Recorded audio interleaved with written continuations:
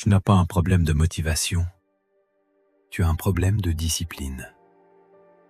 Parce que la motivation vient et disparaît, mais la discipline construit une vie entière.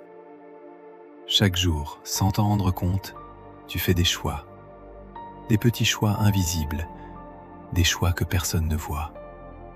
Rester au lit ou te lever, scroller ton téléphone ou avancer, reporter ou agir, abandonner ou continuer. Et le plus dangereux dans tout ça, c'est que ces petits choix semblent insignifiants, mais ils ne le sont pas. Ils s'accumulent, ils se répètent et ils deviennent ta vie. Tu ne deviens pas faible en un jour, tu deviens faible par répétition. La vérité est simple, le monde ne récompense pas les intentions, le monde récompense les actions.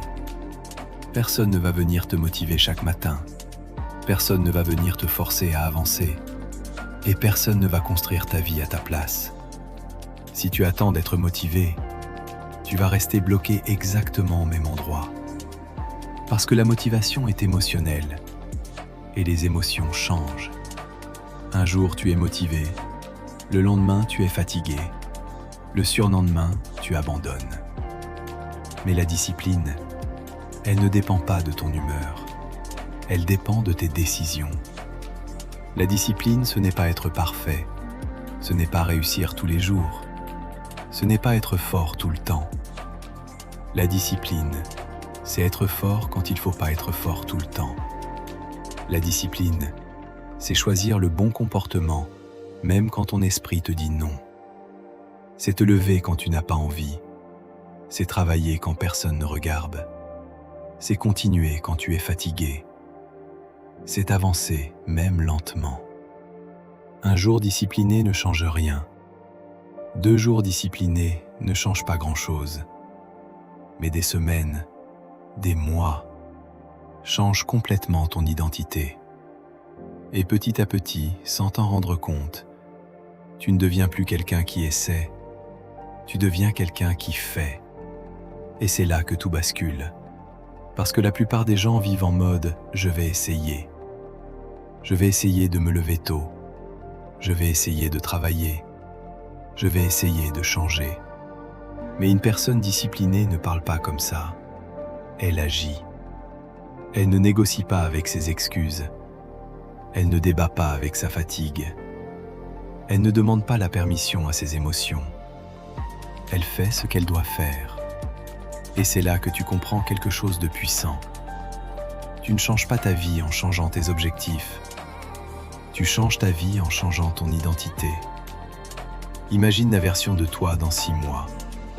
Pas celle qui procrastine, pas celle qui abandonne, pas celle qui doute de tout, mais la version de toi disciplinée, celle qui se lève sans négocier, celle qui avance même sans motivation, celle qui reste constante même dans les moments difficiles.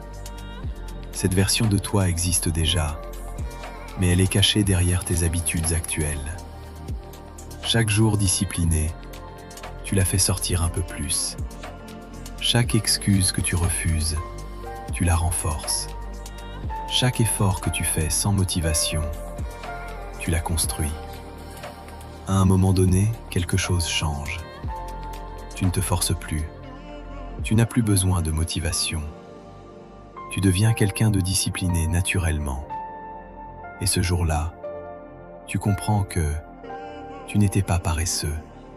Tu n'étais pas incapable. Tu n'étais pas perdu.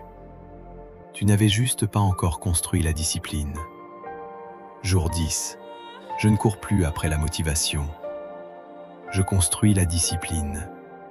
Je fais ce que je dois faire, même quand je n'en ai pas envie. Et je sais une chose. Chaque jour discipliné me rapproche de la version la plus forte de moi-même. Maintenant, je veux voir quelque chose. Si tu es arrivé jusqu'ici, ce n'est pas pour rien. Choisis ton état d'esprit maintenant. Écris paix si tu veux la stabilité intérieure. Écris esprit si tu veux reprendre le contrôle de ton mental. Je vais lire les commentaires et répondre à plusieurs d'entre vous. Et souviens-toi, la discipline commence par une décision, mais elle se construit par la répétition.